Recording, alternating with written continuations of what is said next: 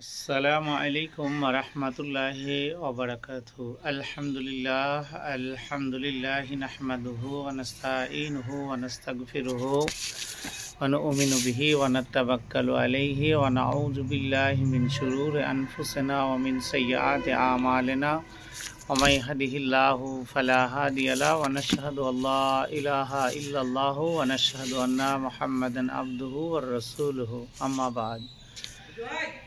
ইসলামের ভিত্তিসমূহ নিয়ে দু চারটে কথা আপনাদের সামনে বলবো ইনশাল্লাহ। যেখানে বলেছে ক্ষুধার্তকে খাওয়ানো এবং ইসলামের প্রসার, এই ব্যাপার নিয়ে দু চারটে কথা বলার পর আত্মীয় প্রতিবেশীদের হক নিয়ে কথা বলবো। এরপরে এতিম, বিধবা ও মিসকিনদের প্রতি সদয় বা সহৃদয় হওয়ার জন্য দু চারটে বাক্য আপনাদের সামনে বলবো।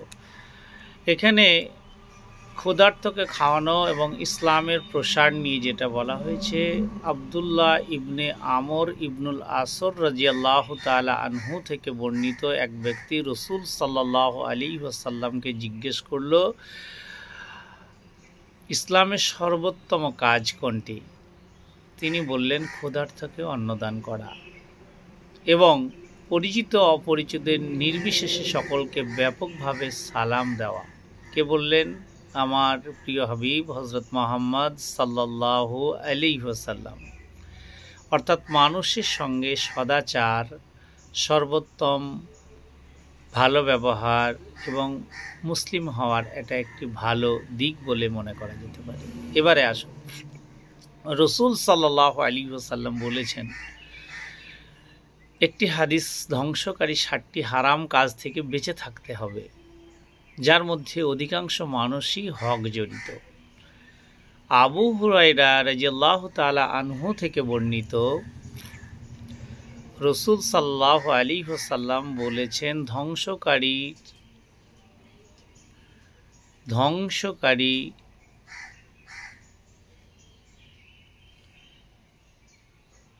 কি বলছিলাম?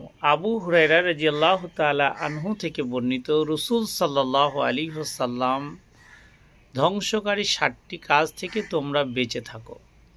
প্রশ্ন করা হলে, হে আল্লাহর রাসূল, সেগুলো কি কি?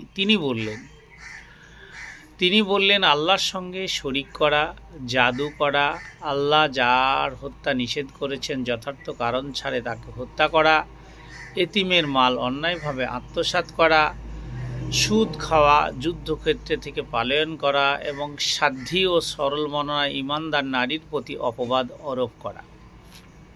এই যে ৬০টি কারণ। আত্মীয় প্রতিবেশীর হক নিয়ে যদি বলি, ইসলাম রক্তের সম্পর্কে রক্ষার প্রতি সর্বোচ্চ নির্দেশনামা দিয়েছে। পাশাপাশি এতিম, মিসকিন, প্রতিবেশী, পথচারী, দাসদাসী সকলের সাথে ভালো ব্যবহার করার আবশ্যক বা অবশ্যই আপনাকে ভালো ব্যবহার করতে হবে। এখানে রসুল আকরাম হযরত মুহাম্মদ সাল্লাল্লাহু আলাইহি ওয়াসাল্লাম বলেন, আল্লাহ তাআলা বলেছেন, যে তোমার সঙ্গে সুসম্পর্ক রাখবে আমি তার সঙ্গে সুসম্পর্ক রাখব। আমি তার সঙ্গে সুসম্পর্ক রাখবো কে বলেছে? মহান আল্লাহ তাবারক ওয়া তাআলা বলেছে। তাহলে আপনি যদি প্রতিবেশীর সঙ্গে সুসম্পর্ক না রাখেন, তাহলে আল্লাহ তাবারক ওয়া তাআলা আপনার সঙ্গে সুসম্পর্ক রাখবে, এটা কি করে ভাবছেন? আর যে তোমা হতে সম্পর্ক ছিন্ন করবে, আমি সে লোক হতে সম্পর্ক ছিন্ন করব। সুবহানাল্লাহ। আল্লাহ তাআলার ইবাদত ও শিরকের ব্যাপারে নির্দেশ দেওয়ার পরই বলেন, পিতামাতার প্রতি সদ্ব্যবহার করো, আত্মীয় স্বজন, ইয়াতীম, মিসকিন, নিকট প্রতিবেশী, দূর প্রতিবেশীর সঙ্গে বসা ব্যক্তি, পথচারী এবং নিজেদের দাস দাসীর হতেও সদ্ব্যবহার করো। এখানে এতিম, বিধবা, মিসকিনদের প্রতি সহৃদয় কেন হতে বলেছেন? জান্নাতে রাসূলুল্লাহ সাল্লাল্লাহু আলাইহি ওয়াসাল্লামের সবচেয়ে কাছাকাছি থাকার উপায় হলো এতিমদের দেখাশোনা করা। সাউল ইবনু সাদ রাদিয়াল্লাহু তাআলা আনহু থেকে বর্ণিত, নবী আকরাম হযরত মুহাম্মদ সাল্লাল্লাহু আলাইহি ওয়াসাল্লাম বলেছেন, আমি এতিমদের দেখানোকারী জান্নাতে এভাবে একত্রে থাকব যারা এতিমকে দেখেছে।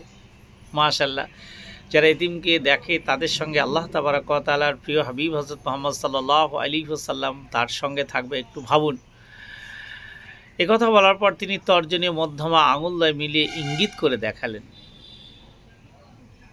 এছাড়া আবু হুরায়রা রাদিয়াল্লাহু তাআলা আনহু থেকে বর্ণিত, তিনি বলেন, নবী আকরাম হযরত মুহাম্মদ সাল্লাল্লাহু আলাইহি ওয়াসাল্লাম বলেছেন, বিধবা ও মিসকিনদের অভাব দূর করার জন্য সচেষ্ট ব্যক্তি আল্লাহর পথে জিহাদকারীর ন্যায়। সুবহানাল্লাহ, সুবহানাল্লাহ। একটু অনুভব করি, আমরা চলতে ফিরতে কতই না মিসকিন নজরে পড়ে, কতই না বিধবাকে আমরা চোখের সামনে দেখছি, কত এতিম বাচ্চা ঘোরাঘুরি করছে, তাদের প্রতি আমরা কতটুকু সহৃদয়ী হচ্ছি, এটা আমাদের একটা দেখার বিষয়। যাই হোক, আজকে এখানে এই পর্যন্ত। আসসালামু আলাইকুম ওয়া রাহমাতুল্লাহি ওয়া বারাকাতুহু।